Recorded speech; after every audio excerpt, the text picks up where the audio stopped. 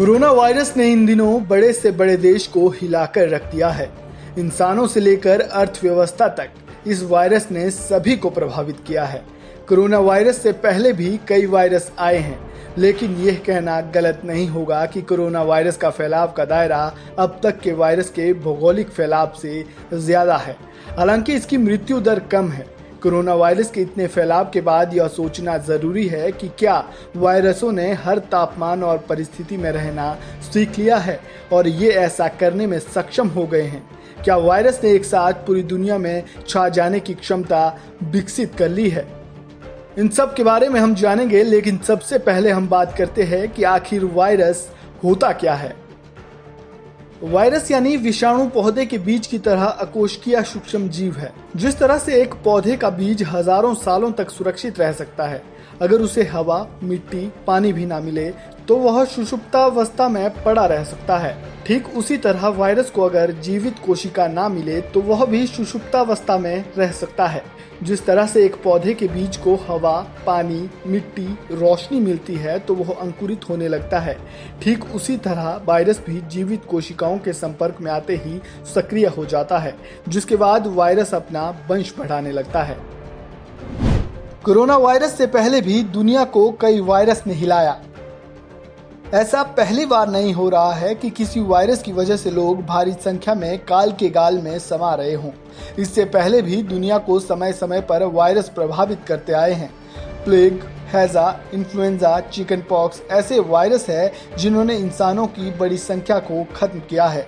कहा जाता है कि इन वायरसों की वजह से 30 से 50 करोड़ लोगों की मौत हुई है। Antonine plague.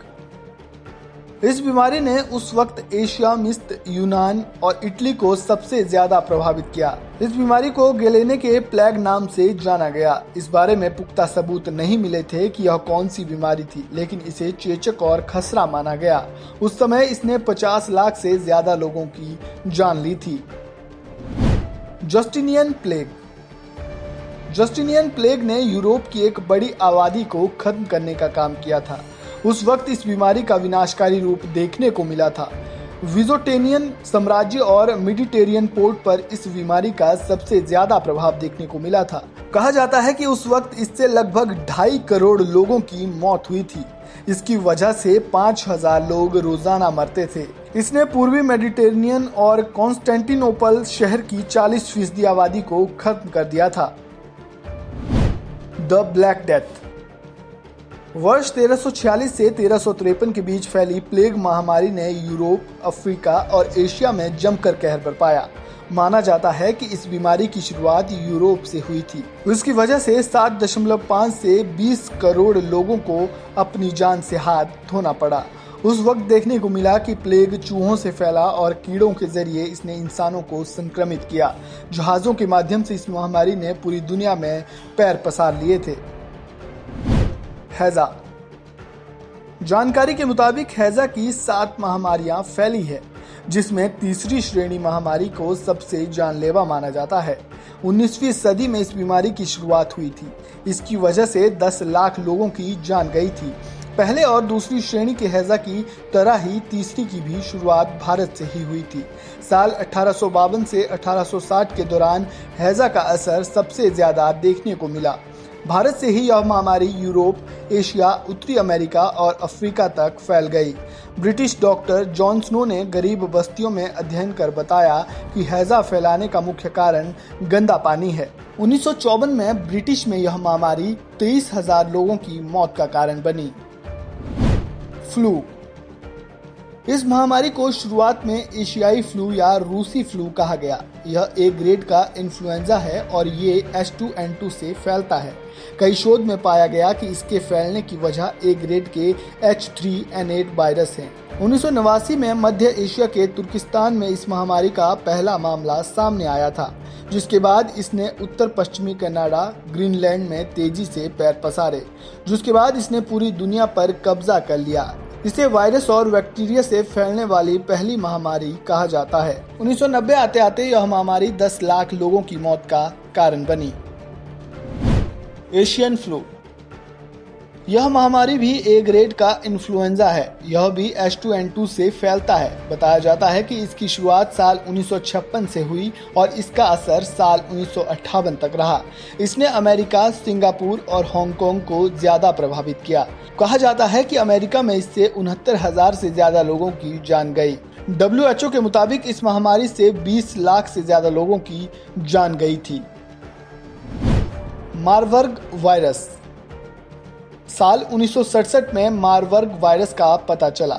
जानकारी के मुताबिक यह वायरस उन प्रयोगशालाओं के टेक्नीशियनों में पाया गया जो युगांडा से लाए गए संक्रमित बंदरों पर रिसर्च कर रहे थे। इसने इबोला की तरह ही लोगों पर असर दिखाया। इसमें बहुत तेज बुखार आना और शरीर के भीतर खून का रिसाव देखने को मिला। इसी के साथ शरीर को आघात लगता है और अंग काम करना बंद कर देते हैं, जिससे व्यक्ति की मृत्यु हो जाती है।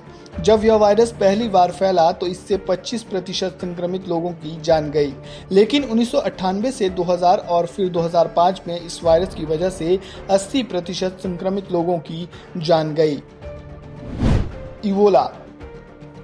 इबोला का सबसे पहले 1976 में डेमोक्रेटिक रिपब्लिक ऑफ कांगो और सूडान गणराज्य में प्रकोप देखने को मिला। संक्रमित मानव या पशु के शरीर में पाए जाने वाले तरल पदार्थ, खून या टिश्यू के संपर्क में आने के बाद इबोला का प्रसार होता है। बताया जाता है कि इबोला का एक तना मनुष्यों को बीमार नहीं करता, किंतु वंडीवुगायो में इबोला के तने ने 50% और सूडान तने ने 50% संक्रमितों की जान ली थी। HIV ads.